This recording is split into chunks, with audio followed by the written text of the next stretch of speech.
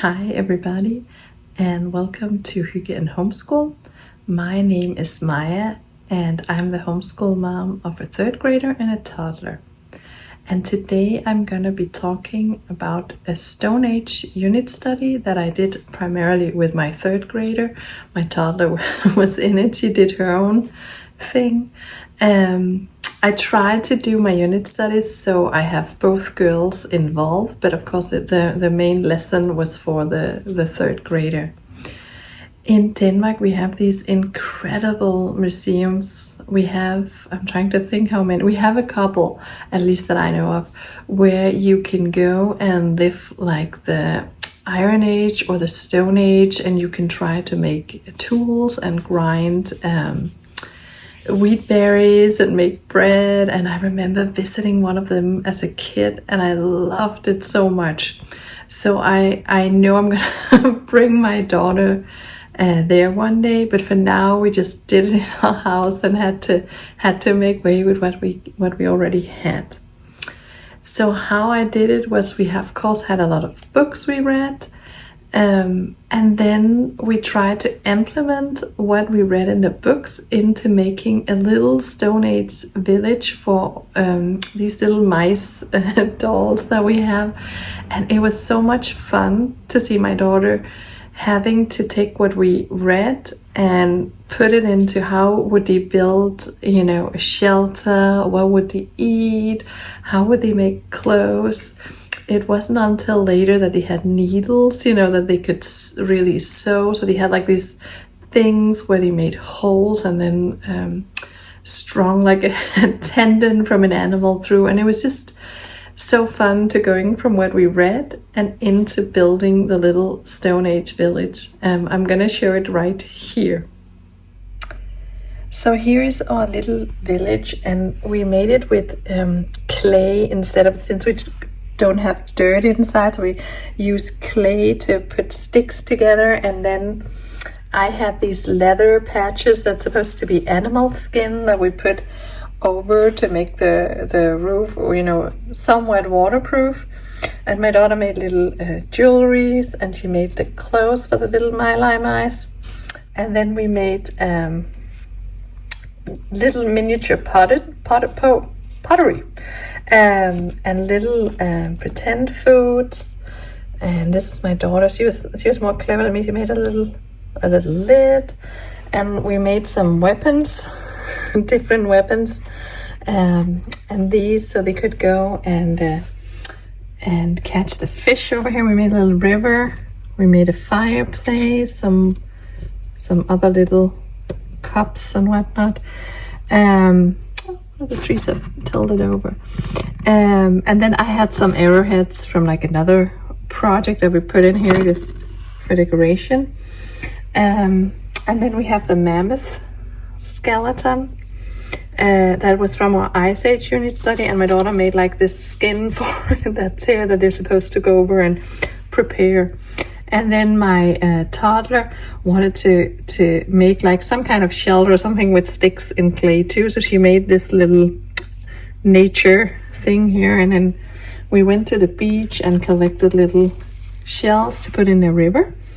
And we cut down some rosemary branches so we could make little trees. And then there's been played a lot. I'm looking, there's only one mice here. I think the rest of them have gone with my daughter hunting somewhere. But this is what we did, and it's like a thing that she can play. Oh yeah, she can play with all that she wants. And this is them making stone tools. So here's like the leftover from that. So I kind of like that she could use her hands, and this is like open for play. This has been made a couple of times because the toddler has broken it down. So this was kind of it's a little shelf we have in our dining room where she can play. Oh yeah, I found another mice on the shelf behind me where I'm filming. So he's sitting here, and you can see like the clothes was also from the skins, and we cut out and kind of made new clothes for the little mice. So I found the little mouse up there. So yes, so that was what we did for manipulatives and crafts in this unit study. And now I'm gonna flip the camera around and show you the books that we used for this unit. Hi, so now I turn the camera around and I realized I need to start a little further back than our unit study. So I'm gonna do that very fast. So I spiral teach, and that means that we'll get back to the Stone Age again and history again and again in different unit studies. So I'm just gonna really fast go through where we've already done. In Matilda's kindergarten, we went through a little unit study. I'm just pulled out a few books from there about Native Americans. It was more an overview unit study where we did a few games and we talked about that we were living in America because I don't know that much American history, especially Native American history. So it's also for me to kind of learn. How I taught it in her kindergarten was mainly through fairy tales. So we did, this is one of them that we read. I haven't pulled out all of them, but I think we had about 10 different books and we had some library books too. And I used this one. And then I remember that the Native American study kind of grew into, at that time I was really good at intertwining the units. Now we just have hard cuts. But that kind of intertwined with a drum unit study. And then we had about Japanese drums, I remember, and I'm trying to recall what we actually did. But it was very much fairy tale and story based to kind of get a grasp of the Native American and their history in California where we lived. And then in first and second grade, we had Danish history. Oh, I'm turned them the wrong way. So there I used this book. It's in Danish, but Matilda didn't really like it as much. But we have the Ice Age. Oh no, this was in first grade. We had about Danish history and the first Danes that came up from Europe when the ice melted into Denmark. So this was some of the books I used, and then I used a lot of the books that I'm using again here in the Stone Age study. The thing is, Denmark was covered in ice during the Ice Age, so we had about the whole Danish Stone Age. It has like different periods. The period where the people came up and were hunter-gatherers, and then because the ice had just melted, it was like this big flat land where they could see all the animals. And then the trees grew up and the people moved out to the coastline and so on and so on. But we hadn't had about the Ice Age because Denmark was covered in ice. And so kindergarten Native, first grade totally American Stone Age, and then second grade we had about the Ice Age, a more in-depth, or actually we had that in early third grade, a more in-depth Ice Age study to kind of show her what animals, plants and whatnot. So this Stone Age is more worldwide, if that makes sense. We had like a very specific, we had the Native Americans, very fairy tale built. Then we had the Danish Stone Age. Then we had the Ice Age worldwide. And now we're having like a more worldwide approach to the Stone Age. And now I'm gonna show you the books for that. So here are the 3 books that I use as a spine. History Quest is kind of a worldwide spine for world history. And then I found this one, History Alive, in a library sale. I think I got it for $2. I really love it. And it is just, I think it's kind of taking, sorry History Quest, you're amazing, but I think this is kind of taking the place for History Quest. I love that this has little stories for each unit that it tells, like it's from a person's perspective that lived there. And then I actually think it goes very well with this that are more, let me share, like more fact-based, and like there's no stories, it's just fact. But this, I would still say, is a living book. I find it very interesting. So these were like our two spines, and then this one also, I put a feather in because the next thing we're gonna have is Sumerians. So these really aligned well with our unit study, and these were like a good spine. Then I have this little Ice Age thing for my little toddler, so she has a book too she can sit and read. And now I'm just gonna go through the stack that I put over here. This one, we even used it in our Danish history unit about the Stone Age too, and Matilda loved it. And she loved to, back then I read it to her, and this time she read it herself, and she made a drawing based upon it. She thought it was so awesome. And I think it's so fun to see how she developed with it. So this is one that I really can recommend. Then we have this one. I don't know, I got it. I didn't think I was going to use it that much. We didn't use it that much in the sense for our lessons. We used, you know, some of it to look to build our village, to look how some of the shelters and stuff were made. But Matilda read some stuff on her own in it and really enjoyed it. So it's a good third grade reader, I feel. And definitely one that I can recommend. The next one here is more language arts. We use this in our Ice Age study as well. It is so beautifully written. It's a poem about the mammoth and how they wander and find grass, and it's just really, really cute and pretty. And Matilda also really, really liked this book, and so did I. I really like it, and I love the illustrations too. I think they're so fun.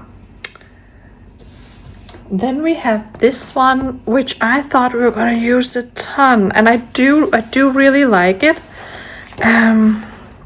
You can see here's also, we looked at this shelter, but we decided to go with another one. Oh yeah, I totally forgot to mention, we also did a candlelight dinner where we only ate at candles that we had made ourselves from beeswax. We didn't do the lamps. I like this book, but we didn't really use it as much as I had thought. But I think it's beautiful. It's beautifully illustrated, and I will recommend it. Then we use this book. Matilda is not finding it as funny as I thought, as I hoped. So we only, I can see, we read to here. So it's, yeah. I think these you wouldn't want to be, and then something is funny. But it's not her humor, and it's kind of the same with the Danish history book, the Danmarks Historie, that she just doesn't find that humor and those drawings as funny as I think I would when I was a kid. Then we have this one. We used this a little bit for illustrations and you know how we did the shelter. We didn't read this one from one end to the other, but we did read some chapters of it. And I think I'm going to bring this back for when we have about the Bronze Age in Denmark, because that's after the Stone Age. But now we're going to have Sumerians and Egyptians first, and then we're going to go back to Denmark. Then we have this one. This is part of a set from Osborne about history. It's this one, Osborne Beginners. And Matilda read this book, and I asked her, and she thought, you know, it was an easy read, and it was fun. It was good. It was like the first book that she read about the Stone Age in this unit study. She read it all on her own. I think that's actually where we got the idea, or she got the idea for which shelter we should make. Let me see. I thought I just saw. Here they are, that they used rock, but we couldn't do that with our little branches and then the skins over. And she also did a drawing. Often I have her read something, and then I feel like using a drawing for her to tell me the text and tell me what is important. Why is this on the drawing? Why did you choose this specific part of the book? But this one, she did a drawing, and she used this for shelter building. Then we have this one that when I found it used, was like, wow, we're gonna use this so much. There's so much hands-on, and we're gonna use it. And I think it looks like a really good book, but I brought it because I think if you want some hands-on, this could be a good option. We didn't even open this for this one. I'm sad to say we didn't even. I think we had so many other good books, but I just wanted to show it. It was out on our table doing this unit. Then we have this one, which Matilda found when she was, I don't know, I want to say 3 years old, again at a library, saying we used to live next to a library that had like all these used old books that they put out for like $1 or $2 each, and there were like hundreds of different books. And then we went in and we got some, and she just, I don't know why, when she was like, maybe she was even 2, she was at that toddler stage, and she just wouldn't let go of this one. So I ended up buying it for her, and I really love that I did now, because it has these beautiful pictures of different things, because that were made by Native Americans and Inuits. And sometimes when you talk Stone Age, you don't really grasp how beautifully stuff was, you just think, oh, they didn't have technology, they didn't have a sewing machine, but look at these baskets, they're so beautiful, and you can really like appreciate what they were capable of doing, and I don't think you grasp it as much, because I mean the pottery we did, they have had a whole life of experience, and you kind of forget that. So I'm actually really glad that Matilda got us this book. Then we had the Ice Age book. I just pulled it out again because we used the mammoth for the little setting. Oh, we didn't put out all the bones, and it's just a little set that have a little book. We read this book during our Ice Age study, so we didn't use it again, but I just wanted to show this as a resource that we have really loved. Matilda thought it was so fun to build the little skeleton, and especially if you have an Ice Age unit, this is good. The last book I want to show is this one, where we read about Taya. And we read about Taya actually also with the Danish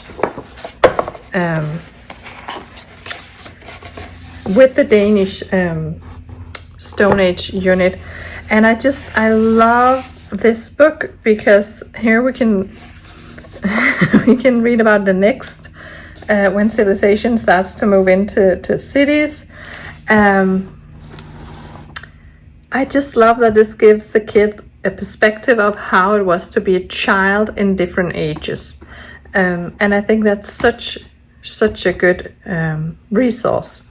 So I wanted to share that. So yes, that is all the books that we have. I'm gonna see if I can put them into a list, so you can see them down below the video. Thank you so much for watching. That was our Stone Age unit study. I'll see you next time. Bye.